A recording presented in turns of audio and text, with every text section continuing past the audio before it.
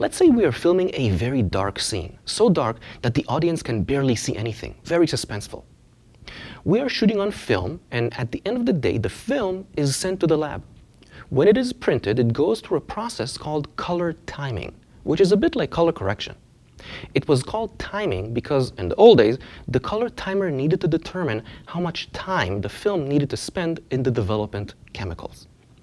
So let's say you are such a color timer, and you have the ability to make the scene brighter or darker, like we do in color correction nowadays. And you see this very dark scene someone shot. How do you know that this is intentional?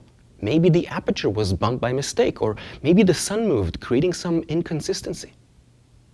The way for a cinematographer to communicate with the color timer was done by using a gray card exactly like this one.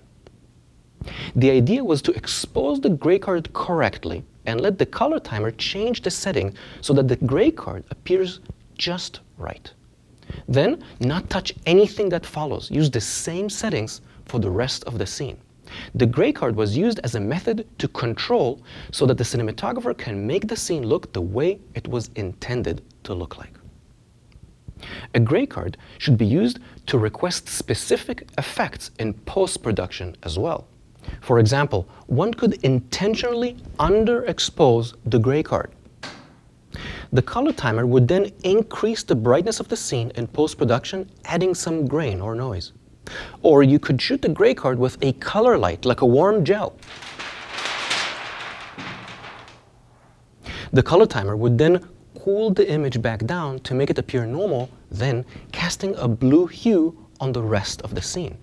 Gray cards would be filmed in the beginning of a roll of film or between scenes.